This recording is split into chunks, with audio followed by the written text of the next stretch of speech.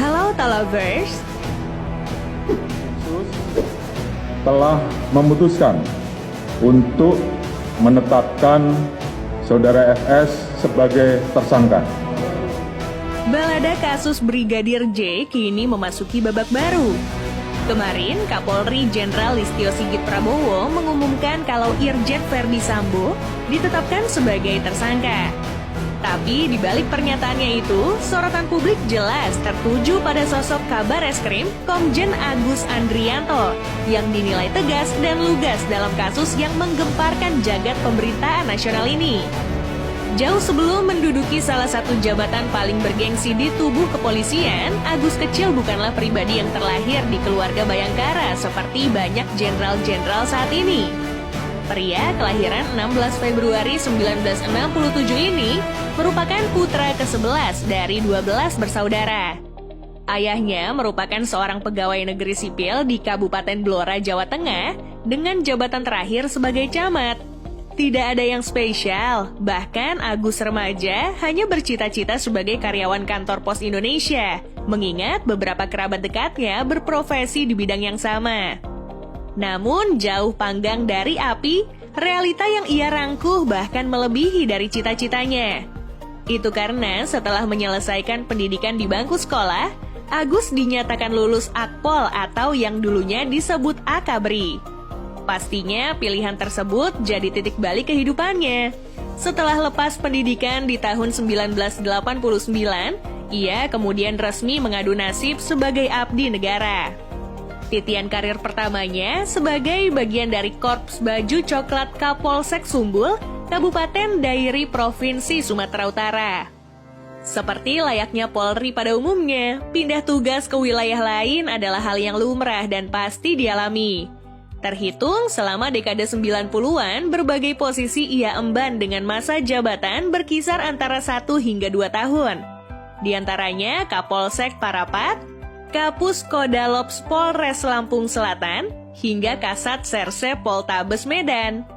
Pangkat di pundaknya terus bertambah, apalagi ketika menjabat Kasat Ditreskrim Suspolda Metro Jaya pada tahun 2006, kemudian dilanjutkan sebagai Kapolres Tangerang setahun berselang. Akan tetapi, nama Agus mulai masuk ke jajaran Jenderal Elit Polri setelah dirinya didapuk sebagai Wakapolda Sumatera Utara di tahun 2017 lalu. Berselang 1 tahun kemudian, lulusan Perguruan Tinggi Ilmu Kepolisian tahun 1995 ini menduduki kursi pucuk pimpinan Polda Sumatera Utara sebagai Kapolda. Tak butuh waktu yang lama, Agus ditarik ke Mabes Polri untuk naik pangkat menjadi Komisaris Jenderal sekaligus duduk sebagai Kepala Badan Pemelihara Keamanan atau Kabaharkam menggantikan Komjen Firly Bahuri yang bertransisi menjadi Ketua KPK.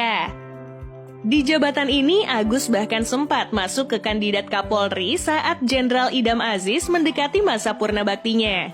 Namun, takdir berkata lain. Presiden Joko Widodo menunjuk Komjen Listio Sigit yang notabene adik tingkat Komjen Agus sebagai Kapolri baru di tahun 2021 lalu.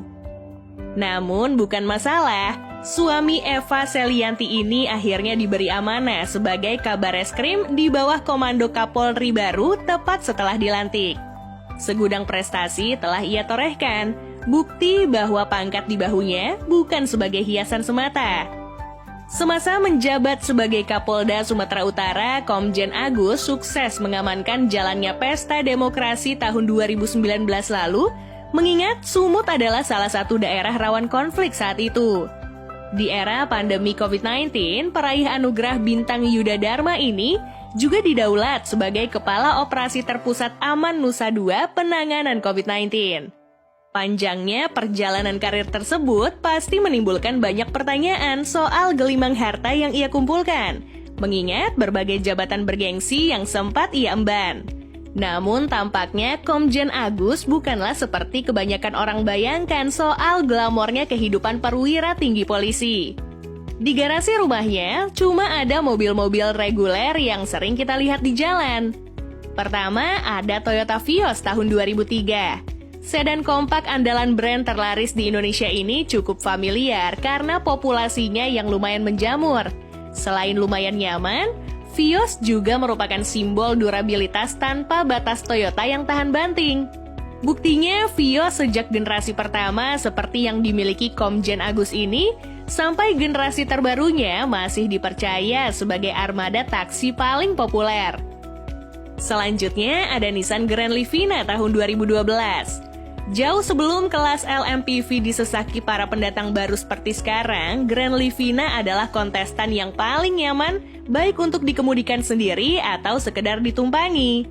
Tapi bila pilihan-pilihan mobil tadi kurang begitu berwibawa untuk seorang jenderal bintang 3, masih ada Mitsubishi Pajero Sport tahun 2011 yang siap menemaninya pergi kemanapun Komjen Agus bertugas. Selain tampangnya yang gagah, performa dan keandalan mobil ini memang layak disebut sebagai SUV sejati. Medan apapun bukan masalah bagi Pajero Sport. Ketiga unit mobil tersebut ditaksir bernilai 470 juta rupiah. Namun ngomong-ngomong soal tugas, hari-harinya sebagai kabar eskrim tentu ditemani dengan kendaraan dinas yang bisa mengakomodir seluruh kebutuhan mengenai pengabdian pada negara sesuai tupoksinya. Itu sebabnya perwira yang punya segudang pengalaman di bidang reserse ini disediakan satu unit Lexus LX 570 generasi ketiga. Versi glorifikasi dari sebuah Toyota Land Cruiser ini dinilai cocok sebagai kendaraan dinas kabar reskrim dan pejabat-pejabat lain di tubuh Polri. Selain karena kesan gagah yang dibawa, tentu kapabilitasnya dalam melahap berbagai medan berat tak perlu lagi dipertanyakan. Ditambah, kenyamanan setara sedan serta kemewahan khas Lexus yang ditawarkan pada kabinnya menjadi keunggulan tersendiri bagi full-size SUV ini. Bukan hal yang mengherankan bila bandrolnya menyentuh angka 3,3 miliar rupiah. Di luar kendaraan, Komjen Agus masih memiliki aset berupa tanah dan bangunan senilai 864,4 juta rupiah.